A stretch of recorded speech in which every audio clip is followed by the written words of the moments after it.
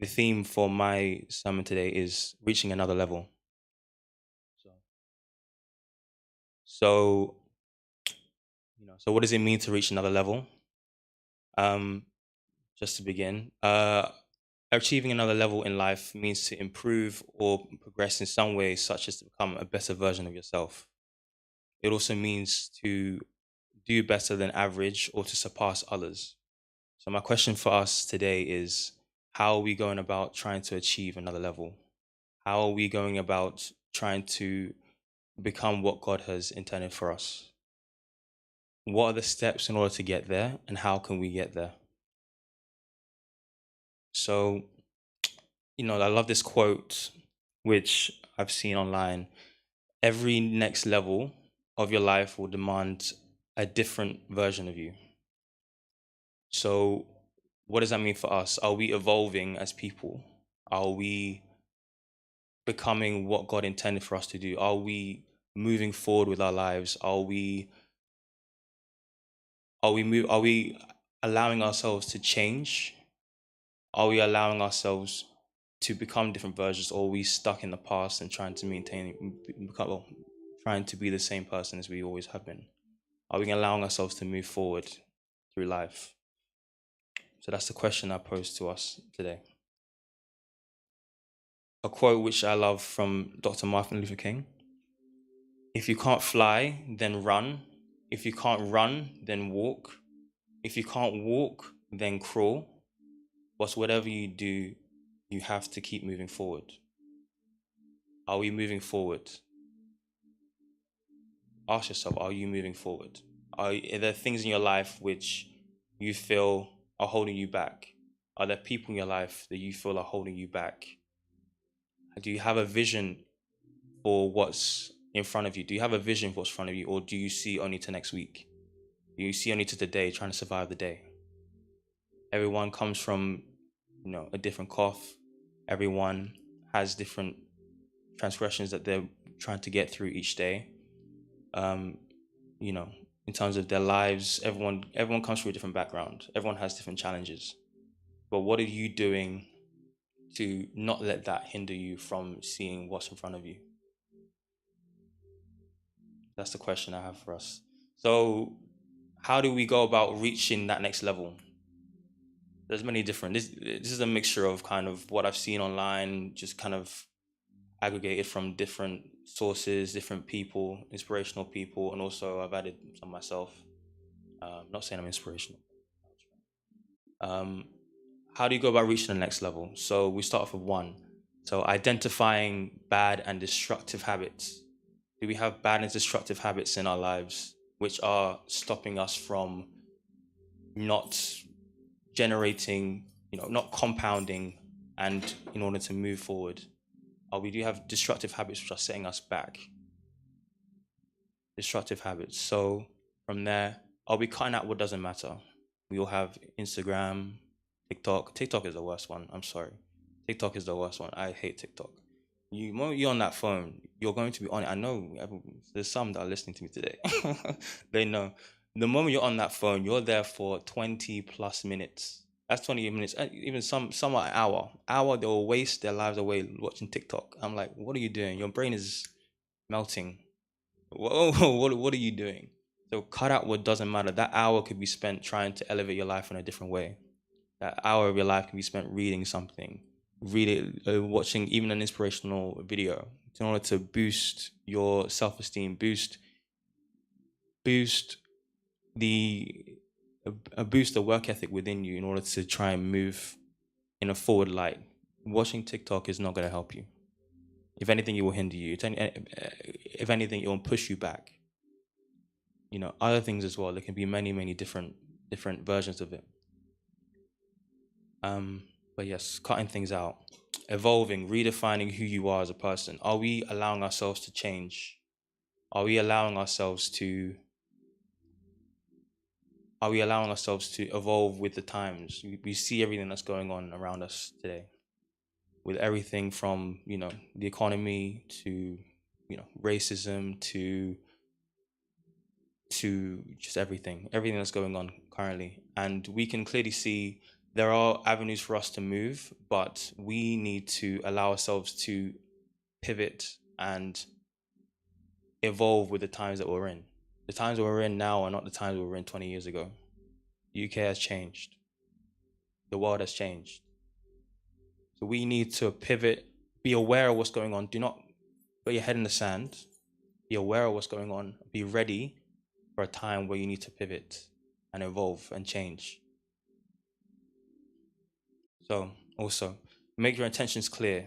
If you have goals, write them down, meditate on them, pray on them, and make sure you are extremely intentional about what you are trying to achieve. Without writing them down and being clear about what you're doing, you will never achieve it. Not writing it down, throwing it away, or having it as a passing thought, you will never achieve it because you're not working and setting a plan in motion for that goal.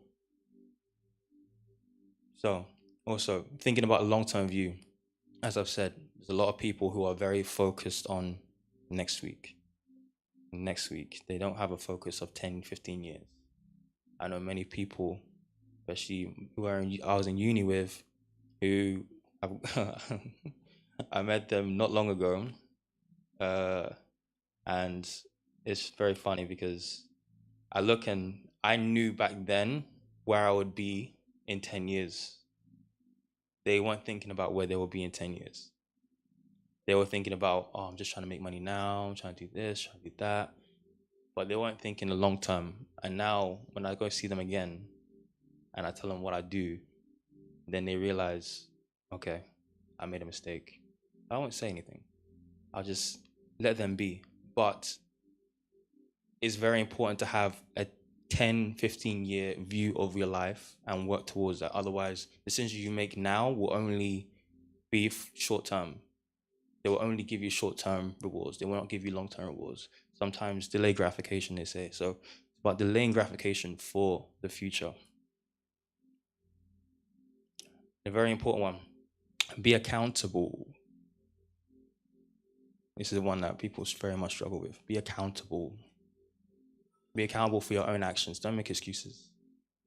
There are no excuses. Only you have to blame for the things that happen. Well, not necessarily the things that happen to you, but the mistakes you make by your own decision making. You must be accountable to that. There are no excuses. There are no excuses. The moment you cut excuses out, then you will realize how much your life will change. Man, put yourself in positive environments. Be around like-minded people who are also trying to progress with their lives too. Who are not making excuses for themselves, but are also trying to evolve and grow as quickly as possible. Who are not trying to stay stagnant, but also move to the next level. And last but not least, be patient and have faith. We can't do it alone. God is the one that gives us the strength to pursue these dreams and also gives us the ability and skills to pursue these dreams. So that's why, it's very clear and obvious, and also extremely important that we say that God's guidance is the key to our success. Without God's guidance, we will not become what we are supposed to be. We need also hard work and also determination, but without that key factor of God, we will not get to where we need to be. So in Deuteronomy 8, verse 18, it says, "But remember the Lord your God, for it is he who gives you the ability to produce wealth, and so confirms his covenant, which he swore to your ancestors as it is today." It is God who gives us the ability to produce wealth. It is God who gives us the strength to continue to pursue our dreams and pursue what we deem what we need. But also, it is God that also pivots us, because there's some certain dreams that we dream which aren't the dreams that God wants for us. There's certain things that we feel like we want, but God doesn't actually want for us. God has a different plan for us. Even me, I'm usually in the back. I'm minding my business. But when Uncle called me, he said, I knew it wasn't him that was calling me. It was God that was calling me to stand here. Because I knew if I don't do this, he will hold certain things which he wants for me, He will hold it. He would hold it for me. So I knew I had to stand here and speak to you today. I knew. I knew. So I knew it wasn't him that was asking me. It was God that was asking me. So that's why I'm here today. But God will, as I speak to you, I hope everyone can take something from what I'm saying today. So from there, I have a very interesting person. I know quite a few of you will know him. His name is Francis Ngannou. I don't know if everyone knows his story, but his story is a very powerful one, and is one that I definitely drive a lot of inspiration from. Just to give you kind of a background, I won't go too deep into it, but I'll just kind of gloss over his kind of his backstory. So Francis is the former world heavyweight champion in the UFC, mixed martial arts. He's done it all. He's beaten pretty much everyone except for one key person. He's beaten pretty much everyone, but he came from very, very humble beginnings.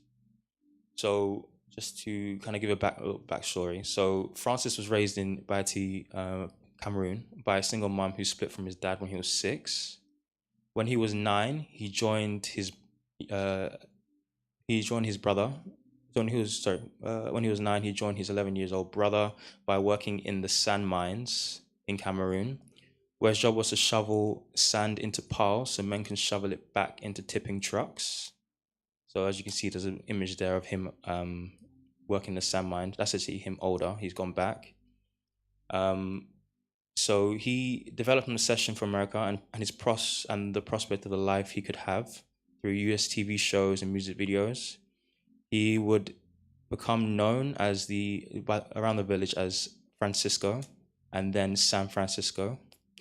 Ngannou believed he could make it there, but others turned their nose up at a pipe dream. From this idea, an incredible journey from Africa to Europe began. Francis left Cameroon at 25 years old. So this then started a 3,000-mile trek from Cameroon to Morocco. So Ngannou hitchhiked, trudged through forests and mountains and traveled across the Sahara Desert in a pickup truck with 25 others. He traveled through Nigeria, Niger, and Algeria. He would find shelter in the woods and look through bins for scraps of food, with the rats his main competition. Upon reaching Morocco, he swerved detection in a bid to keep his journey intact. The next stage of which he was plotting away to Spain. Ngannou, not knowing how to swim, attempted to cross the Mediterranean in an inflatable dinghy, better suited for a leisure pool. Being halted 3 times by the Moroccan coastal guard, and each time being dropped off possessionless in the Western Sahara. He had secured a fake passport that allowed him to pose as a Senegalese international before 3 more attempts to cross the Mediterranean were thwarted. So that's 6 times that he failed to get through the Mediterranean into Spain. 6 times. And each time dropping him in Western Sahara, completely penniless, without nothing, barely just the clothes on his back. 6 times he was dropped back off in Western Sahara. This was over a span of 14 months. His next effort entailed meticulous planning and research as he sought to perfect the weather and timing in his 7th round with the Mediterranean. Finally, his break came. He managed to get to Spain, but he was held in an immigration center for 2 months. But after those 2 months, he finally got free. And after 14 months, he managed to get to Paris, finally. Although becoming homeless very quickly, after some time, he walked into a local gym to focus on his championship ambitions. He was greeted by a coach who helped him find a place to live and also train him for free. So see how God put someone in place. When he finally got there, he put someone in place to take Francis to the next level.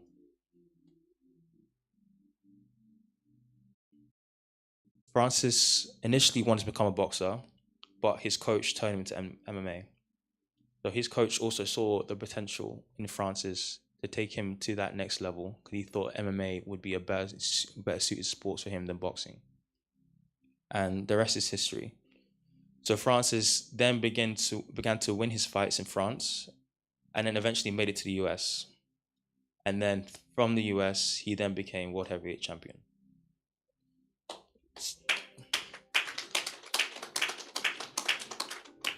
I was 14 months. Where you are today will not be where you are in the future. Where you are, no matter what the struggles you're going through today, they will not inhibit anything to do with your future. They are God cooking right now. He's cooking, and what God is cooking. And once the time comes, He will place you in a position where He knows you're ready, and He can take you through and go forward. Amen. For a biblical example, I've used David. So David's one that speaks to me quite a lot, because he was a man who God chose himself because God knew that he was a man after his heart. And as a result, he took him from being a shepherd boy, to becoming a king. So we read from 1 Samuel 16, 1-13. Now the Lord said to Samuel, "You have mourned long enough for Saul. I have rejected him as king of Israel. As fill your flask with olive oil and go to Bethlehem. Find a man named Jesse who lives there, and I have selected one of his sons to be my king." But Samuel said, How can I do it? How can I do that? If Saul hears about it, he will kill me. Take a heifer with you, the Lord replied, and say that you have come to make a sacrifice to the Lord. Invite Jesse to the sacrifice, and I will show you which of his sons to anoint for me. So Samuel did as the Lord instructed. When he arrived in Bethlehem, the elders of the town came trembling to meet him. "What's wrong?" they asked. "Do you come in peace?" "Yes," Samuel replied. "I have come to sacrifice to the Lord. Purify yourselves and come with me to the sacrifice." Then Samuel performed the purification rite for Jesse and his sons and invited them to the sacrifice too. When they arrived, Samuel took one look of Eliab and thought, "Surely this is the Lord anointed." But the Lord said to Samuel, "Don't judge by his appearance or height, for I have rejected him." The Lord doesn't see things the way you see them. People judge by outward appearance, but the Lord looks at the heart. Then Jesse told his sons Abinadab to step forward and walk in front of Samuel. But Samuel said, "This is not the one the Lord has chosen." Next, Jesse summoned Shimea. But Samuel said, Neither is this the one the Lord has chosen." In the same way, all 7 of Jesse's sons were presented to Samuel. But Samuel said to Jesse, "The Lord has not chosen any of these." Then Samuel asked, "Are these all the sons you have?" "There is still the youngest," Jesse replied, "but he is out in the woods watching the sheep and goats. Send for him at once." Samuel said, "We will not sit down to eat until he arrives." But Jesse sent for him. He was dark and handsome with beautiful eyes. And the Lord said, "This is the one, anoint him." So as David stood there among his brothers, Samuel took the flask of olive oil he had brought and anointed David with the oil. And the Spirit of the Lord came powerfully upon David from that day on. Then Samuel returned to Ramah. The key thing from this is that David wasn't revered in his family. David was seen as the youngest, the lowest, someone not of note. But God was the one who chose him to rise him above his brothers, above everyone else, above Saul. And God chose him to be his king. So we see in 1 Samuel 18:14-16. With that anointing, David continued to succeed in everything he did, for the Lord was with him. When Saul recognized this, he became even more afraid of him. But all Israel and Judah loved David because he was so successful at leading his troops to battle.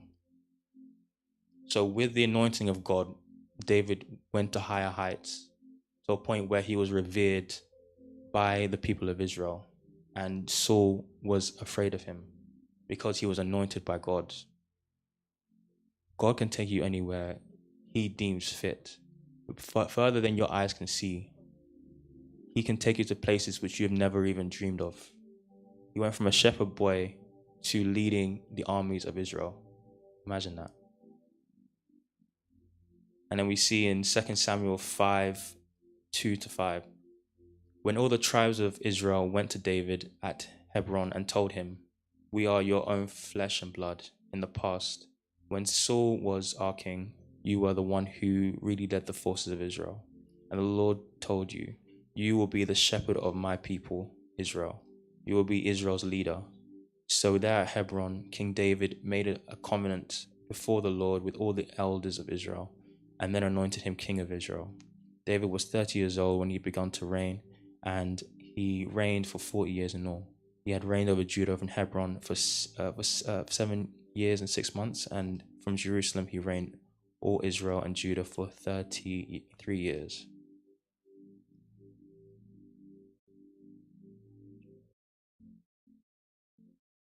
David became great before the Lord because he listened to the Lord and he obeyed his will.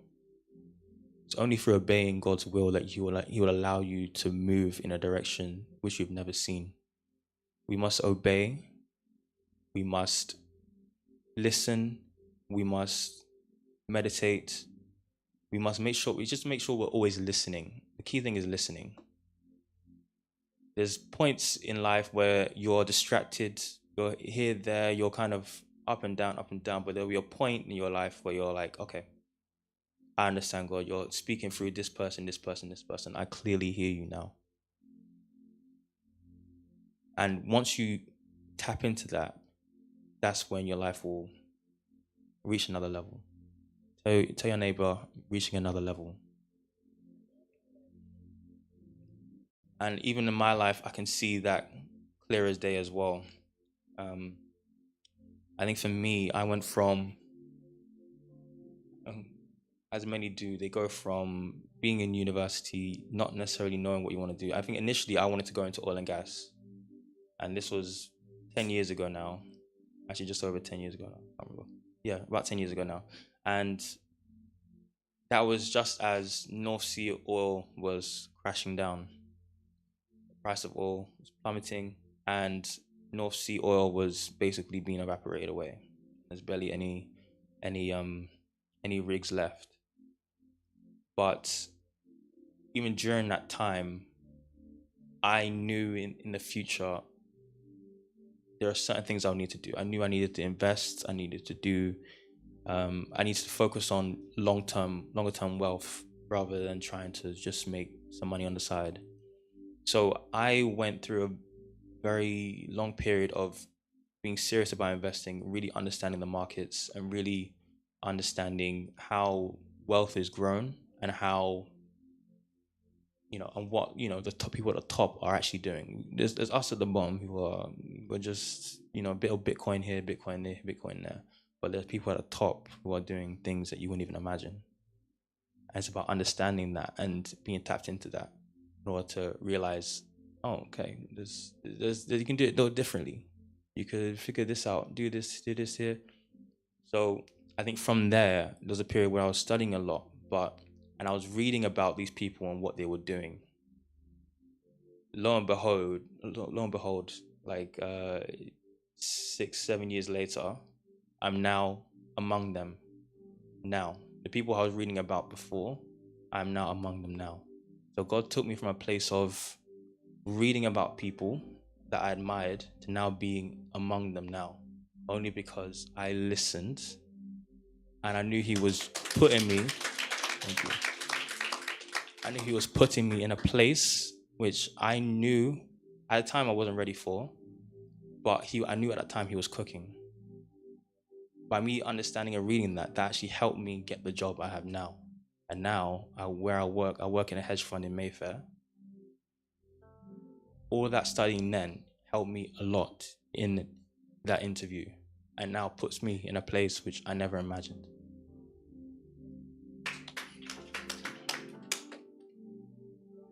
So my question to everyone is, what is the thing that you are asking God for?